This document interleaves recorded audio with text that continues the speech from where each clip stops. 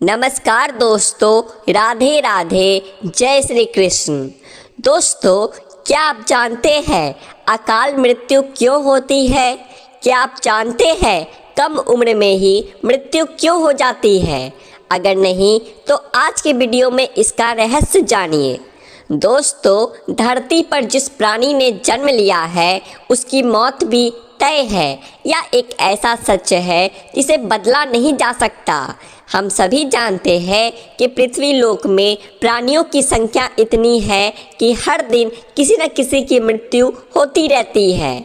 जाहिर सी बात है कि हर मनुष्य को मोक्ष प्राप्त नहीं होता।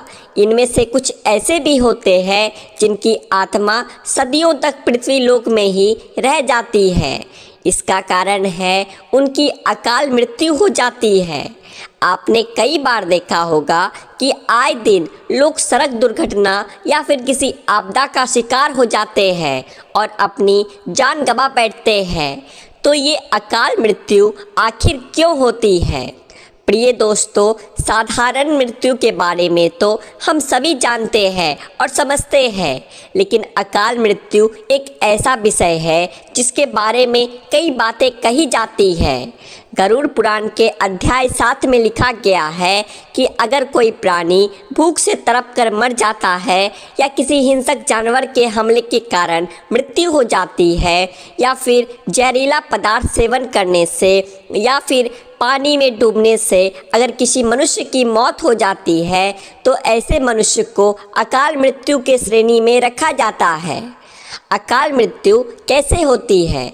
दोस्तों, अकाल मृत्यु किसी कारण से हो सकती है, फिर चाहे वह किसी रोग के कारण हो या दुर्घटना के कारण।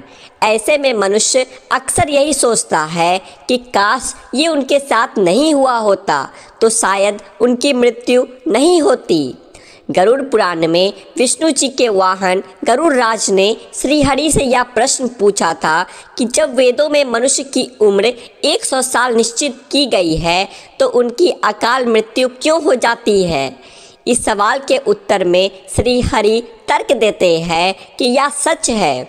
वेदों में मनुष्य की उम्र 100 साल निर्धारित की गई है, परंतु इसमें दुष्कर्म को नहीं मिलाया गया है। यानी हर इंसान की मृत्यु तभी होती है जब उसके पास धर्म कार्यों के लिए शक्ति नहीं होती है या फिर उसका शरीर उसे धर्म कार्य करने की इजाज़त नहीं देता। इसके अलावा जब कोई इंसान अपनी इच्छा से धर्म कार्यों को त्याग देता है तो पृथ्वी पर उसके जीवन की अवधि कम होती जाती है। देखा जाए तो हर इंसान का अपना एक अलग अलग कर्म और धर्म होता है। ऐसे में इंसान की मृत्यु तब होती है जब उसके पास अपने इन कर्मों को निभाने की शक्ति या इच्छा नहीं होती। इंसान की उम्र भले ही 100 साल हो, लेकिन अपने कर्मों के जरिए वह अपनी उम्र को खुद ही नष्ट करता चला जाता है। वेदों का ज्ञान न होने से मनुष्य जान ही नहीं पाता कि वह कब कुकर्म करता जाता है। अब बात आती है कि अकाल मृत्यु के बाद आत्मा का क्या होता है। गरुड़ पुराण में आगे विष्णु जी यह भी कहते हैं कि मनुष्य के जीवन के 7 चक्र निश्चित है। ऐसे में अकाल मृत्यु को प्राप्त होने वाले जो मनुष्य इस चक्र को पूरा नहीं कर पाते उसे मृत्यु के बाद भी कई प्रकार के कष्ट भोगने पड़ते हैं। दरअसल अचानक ही मृत्यु होने की वजह से मनुष्य की इच्छा, कामना और तृष्णा बनी रहती है जो कभी पूरी नहीं हो पाती। ऐसे में शरीर तो नष्ट हो जाता है, लेकिन आत्मा का मोह नहीं छोड़ता। इस स्थिति में अकाल मृत्यु वाली आत्माएं अपने परिजनों या जीवित लोगों को कष्ट पहुंचाती है और अपनी मनोकामनाएं पूरी करने का भी प्रयास करती है। गरुड़ पुराण में बताया गया है कि प्राकृतिक मौत से मरने वाले मनुष्य को 3, 10, 13 या 40 दिन में दूसरा शरीर प्राप्त हो जाता है, जबकि अकाल मृत्यु वाले व्यक्ति भूत प्रेत, पिशाच, कुष्मांडा, ब्रह्म राक्षस, बेताल और छत्रपाल योनि में भटकता रहता है। उनकी आत्मा को आसानी से शांति नहीं मिलती। आपको बता दें कि अकाल मृत्यु में आत्महत्या को सबसे निचले दर्जे पर रखा जाता है। मृत्यु के कितने दिन बाद जन्म मिलता है? ग्रंथों की दृष्टि से यह एक घिनौना कृत्य है। भगवान विष्णु जी ने गरुड़ पुराण में इसे ईश्वर का निरादर और अपमान कहा है। वह कहते हैं कि आत्महत्या करने वाले मनुष्य की आत्मा पृथ्वी लोक पर तब तक भटकती रहती है जब तक कि वह प्रकृति द्वारा निर्धारित अपने जीवन चक्र को पूरा नहीं कर लेती। ऐसी आत्मा को ना तो नरक लोक में जगह मिलती है, ना ही स्वर्ग लोक में।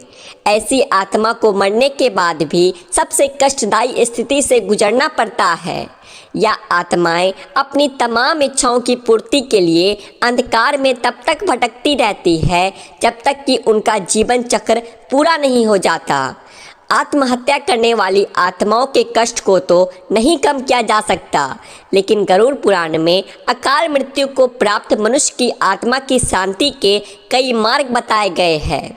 अकाल मृत्यु से बचने के लिए भगवान विष्णु मंत्र बताते हैं कि किसी मनुष्य परिजनों को नदी या तालाब में तर्पण करना चाहिए।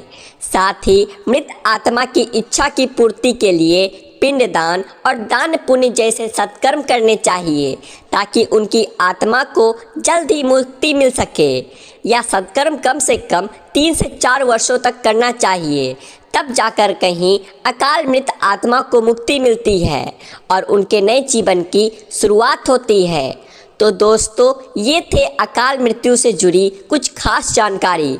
अगर जानकारी अच्छी लगी होगी तो वीडियो को एक लाइक करें और ऐसे ही और जानकारियाँ जानने के लिए आपके अपने चैनल द आध्यात्मिक टेल्स को सब्सक्राइब भी कर ले।